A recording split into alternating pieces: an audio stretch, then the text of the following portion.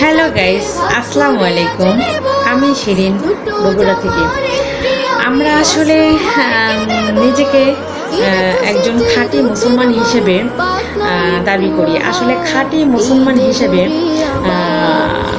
নিজেকে দাবি করা কতটা অযৌক্তিক সেটা আমি বলি।